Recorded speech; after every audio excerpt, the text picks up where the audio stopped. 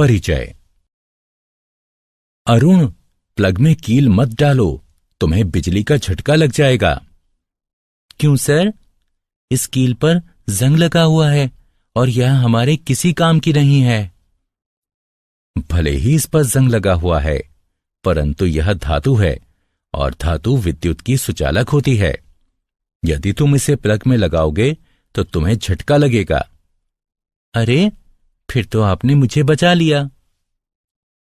बच्चों, इस अध्याय में हम धातुओं व अधातुओं, उनके भौतिक व रासायनिक गुणधर्मों, उनकी प्राप्तियां तथा उनके संक्षारण के विषय में जानेंगे।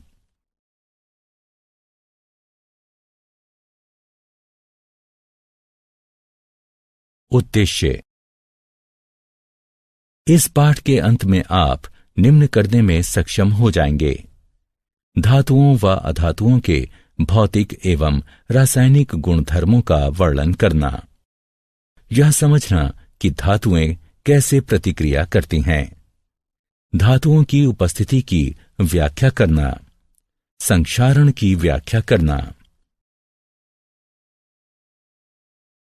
भौतिक गुणधर्म धातुएं।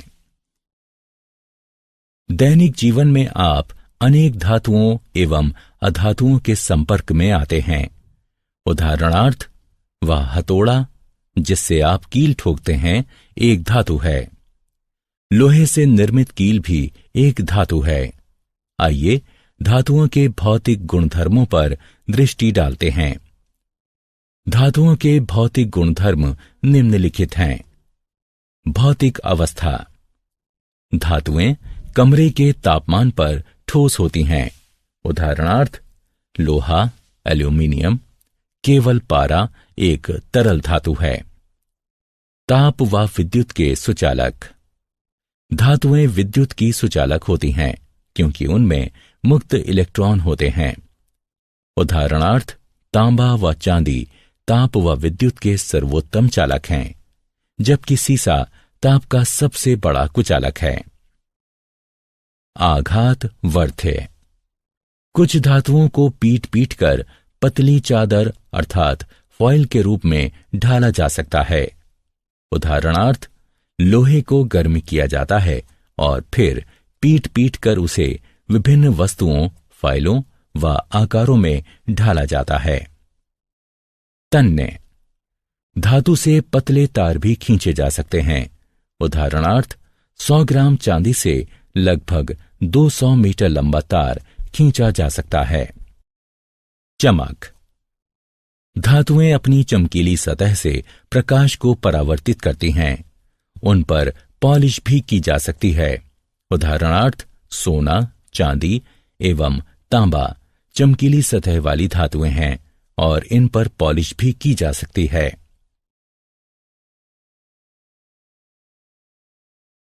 भौतिक गुणधर्म अधातुएं। आइए अब अधातुओं के भौतिक गुणधर्मों की बात करते हैं। भौतिक अवस्था। अधातुएं कमरे के तापमान पर ठोस, द्रव अथवा गैसीय अवस्था में पाई जाती हैं। गैस ऑक्सीजन, क्लोरीन, फ्लोरीन, द्रव ब्रोमीन व ठोस कार्बन। अनाघात वर्ध्य व अतन्य। अधातुएं भंगुर होती हैं तथा उनसे ना तो तार बनाए जा सकते हैं और न ही उन्हें पीटकर पतली चादर के रूप में ढाला जा सकता है।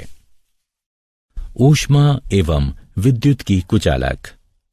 अधातुएं ऊष्मा एवं विद्युत की कुचालक होती हैं, किंतु ग्रेफाइट कार्बन एक अपवाद है क्योंकि वह ऊष्मा का सुचालक है और इलेक्ट्रोड बनाने के काम आता है। चमक न होना। अधातुओं में चमक नहीं होती और वे प्रकाश को परावर्तित नहीं करती।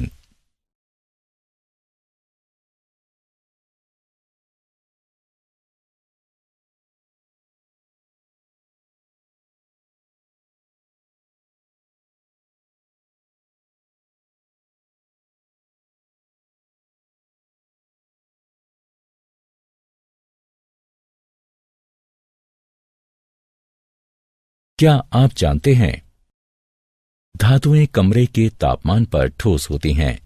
इसका केवल एक अपवाद है, पारा, जो कि द्रव है।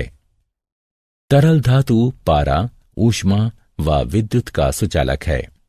इसका घनत्व बहुत अधिक होता है। यह अत्यधिक विषैला होता है। अधातुएं विद्युत की कुचालक होती हैं, तथापि ग्रेफाइट, जो कि कार्बन का एक रूप है, विद्युत का सुचालक है। धातुओं के रासायनिक गुणधर्म। अब धातुओं के कुछ रासायनिक गुणधर्मों पर दृष्टि डालते हैं। इन गुणधर्मों में धातुओं की अन्य तत्वों जैसे वायु, जल, अम्लों तथा अन्य धातु लवणों के साथ अभिक्रियाएं भी सम्मिलित हैं। वायु के साथ अभिक्रिया। जब धातुएं वायु के संपर्क में आती हैं तो वे धातु ऑक्साइड निर्मित करती हैं। कुछ ऐसी धातुएं भी हैं जिनमें अम्लीय व क्षारकीय दोनों ही प्रकार के गुणधर्म पाए जाते हैं। ऐसी धातुओं को उभयधर्मी ऑक्साइड कहते हैं। जल के साथ अभिक्रिया। जब धातुएं जल के संपर्क में आती हैं तो वे धातु हाइड्रोक्साइड तथा हाइड्रोजन निर्मित करती हैं। धातुएं जल को धातु हाइड्रोक्साइड विलयन बनाती हैं। अम्लों के साथ अभिक्रिया। लवण व हाइड्रोजन बनाने के लिए धातुएं तनु अम्लों के साथ अभिक्रिया करती हैं। यह अभिक्रियाशीलता प्रत्येक धातु की भिन्न भिन्न होती है। तथापि जब धातुएं नाइट्रिक अम्ल के साथ अभिक्रिया करती हैं तो हाइड्रोजन गैस नहीं बनाती, क्योंकि यह अम्ल एक प्रबल ऑक्सीकरण करता है। अन्य धातु लवणों के विलयनों के साथ अभिक्रिया। एक अधिक अभिक्रियाशील धातु एक कम अभिक्रियाशील धातु को उसके लवण विलयन से स्थानांतरित करती है। सरल शब्दों में कहें तो यदि धातु आ धातु बा को उसके विलयन से विस्थापित करती है तो धातु आ धातु बा की अपेक्षा अधिक अभिक्रियाशील है। तथापि सभी धातुएं अभिक्रियाशील नहीं होती।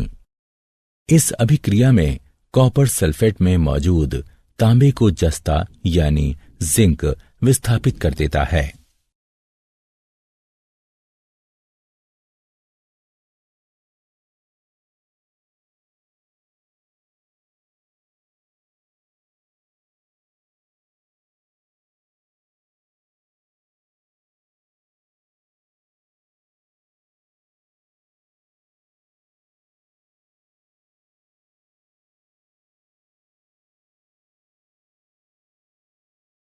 सक्रियता श्रेणी। धातुओं को उनकी अभिक्रियाशीलता के अनुसार अवरोही क्रम में व्यवस्थित किया जाना सक्रियता श्रेणी कहलाता है। इसका प्रयोग धातुओं की वायु, जल एवं अम्लों की अभिक्रियाओं की जानकारी का संक्षिप्तीकरण करने में किया जाता है।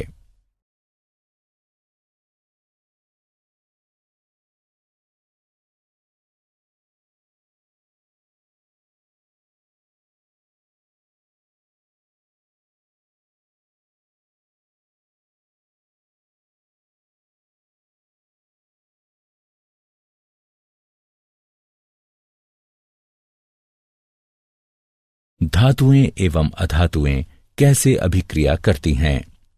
धातु के परमाणुओं के वाह्यतम कोश में 1 से 3 तक इलेक्ट्रॉन होते हैं, जबकि अधातु के परमाणुओं के वाह्यतम कोश में 4 से 8 तक इलेक्ट्रॉन होते हैं।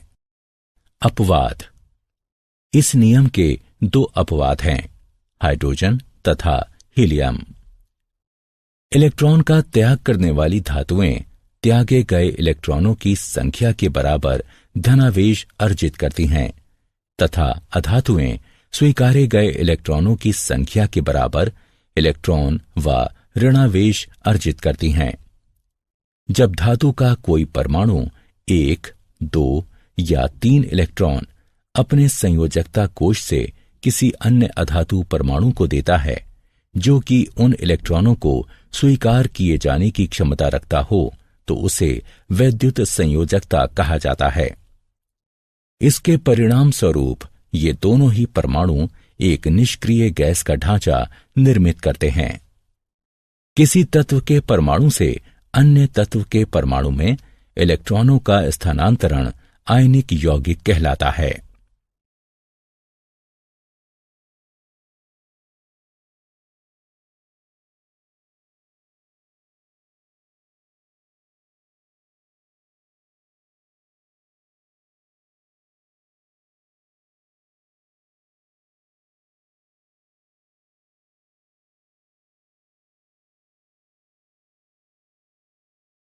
आयनिक यौगिकों के गुणधर्म। आइए आयनिक यौगिकों के कुछ गुणधर्मों पर दृष्टि डालते हैं। भौतिक प्रकृति। आयनिक यौगिक कठोर ठोस होते हैं क्योंकि धनात्मक एवं ऋणात्मक आयनों के मध्य आकर्षण बल अत्यंत प्रबल होता है। ये यौगिक भंगुर होते हैं तथा दबाव डाले जाने पर टूट जाते हैं। गलनांक एवं क्वथनांक। प्रबल अंतर आयनिक आकर्षण को तोड़ने के लिए आवश्यक ऊर्जा की पर्याप्त मात्रा के कारण आयनिक यौगिकों का गलनांक एवं क्वथनांक उच्च होता है। घुलनशीलता।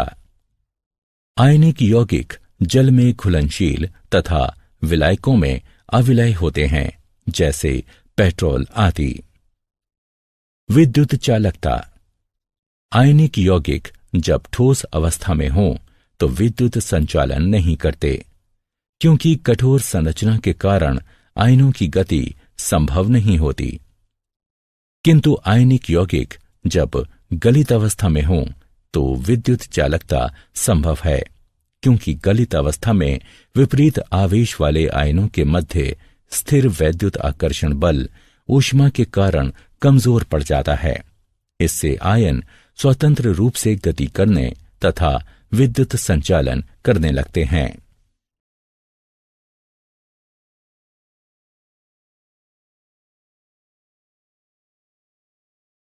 क्या आप जानते हैं, चुंबकीय प्रतिरोध के छोरों की तरह धनात्मक धनात्मक तथा ऋणात्मक ऋणात्मक आयनिक आबंधों का अस्तित्व नहीं होता है।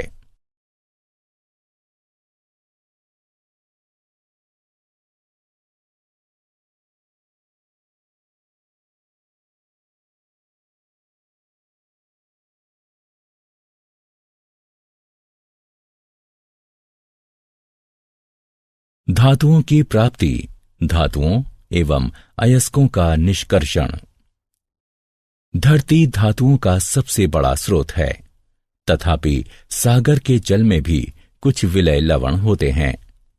खनिज ऐसे तत्व अथवा यौगिक हैं जो भूपर्पटी में प्राकृतिक रूप से उपस्थित रहते हैं।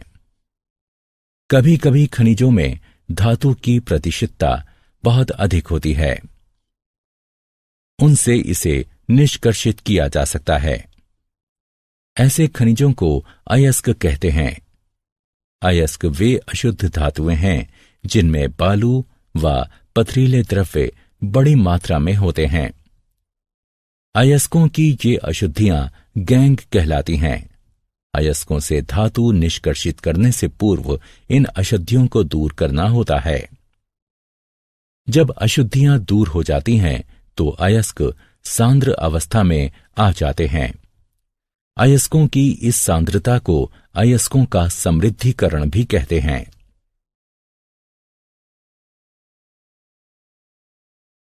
धातुओं का निष्कर्षण।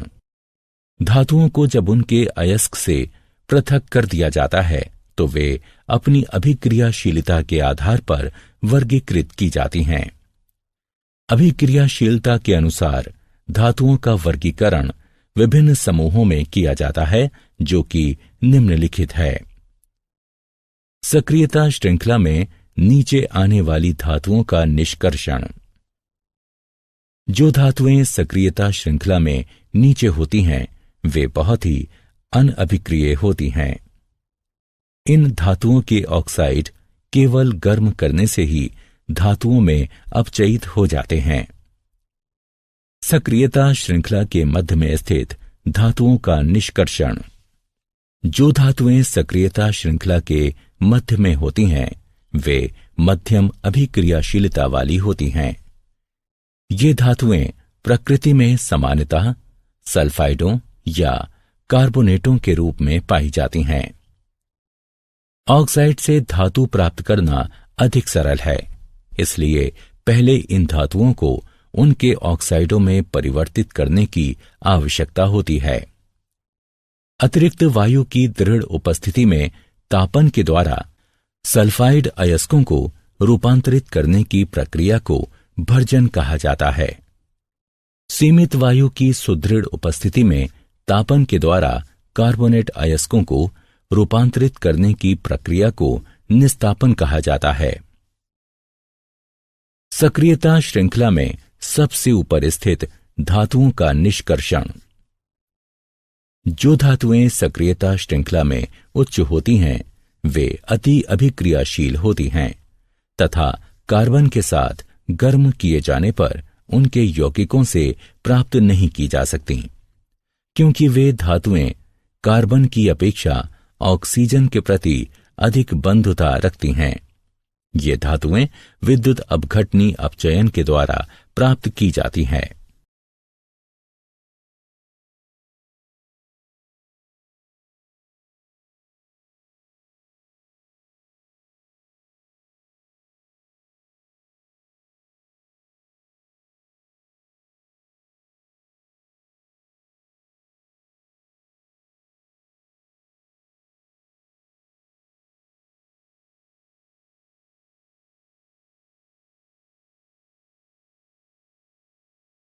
धातुओं का परिष्करण।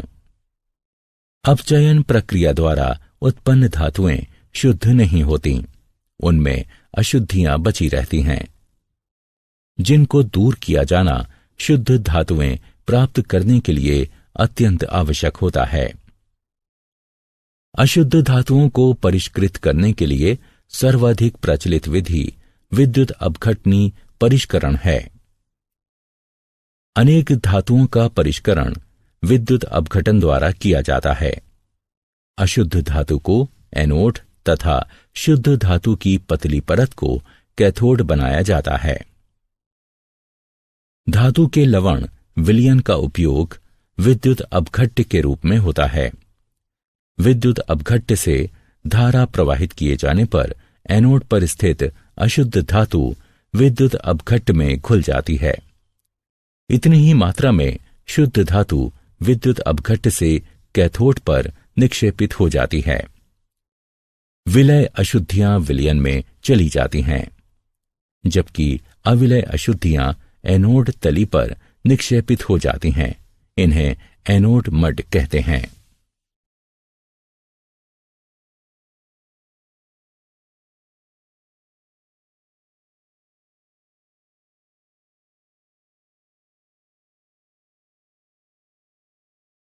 क्या आप जानते हैं चांदी, सोने व प्लेटिनम के परमाणु सरलता से ऑक्सीकृत नहीं होते, इसलिए चांदी, सोने एवं प्लेटिनम एनोड से टैंक की तली पर यूं ही गिर जाते हैं, जहां वे विद्युत अपघटन परिष्करण प्रक्रिया पूर्ण होने के पश्चात टुकड़े टुकड़े हो जाते हैं।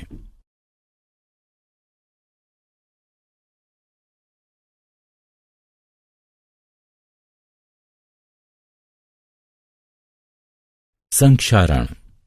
रासायनिक रूप से सक्रिय धातुएं वायु में उपस्थित आर्द्रता के कारण संक्षारित हो जाती हैं।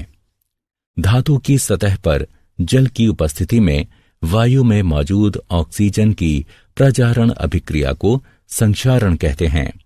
उदाहरणार्थ लोहा व एल्यूमीनियम संक्षारित होते हैं, जबकि अनभिक्रियाशील धातुएं जैसे सोना, प्लेटिनम एवं पारा संक्षारित नहीं होती।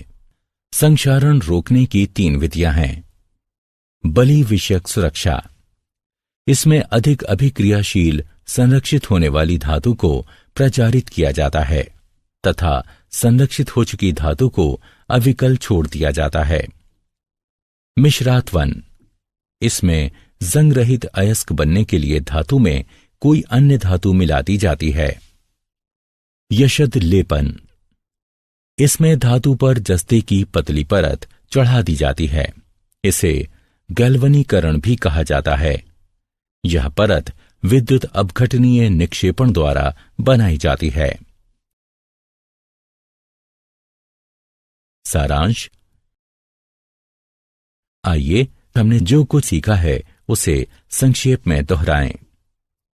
धातुएं विद्युत की सुचालक होती हैं, जबकि अधातुएं विद्युत की कुचालक होती हैं। धातुएं वायु, जल तथा अम्लों के साथ अभिक्रिया करती हैं।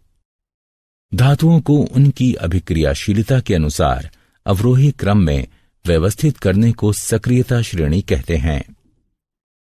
किसी तत्व के परमाणुओं से इलेक्ट्रॉनों का दूसरे तत्व के परमाणुओं में स्थानांतरण आयनिक यौगिक कहलाता है। धातुएं अयस्कों से निष्कर्षित की जाती हैं। अशुद्ध धातुओं को परिष्कृत करने की सर्वाधिक प्रचलित विधि विद्युत अपघटनी परिष्करण है।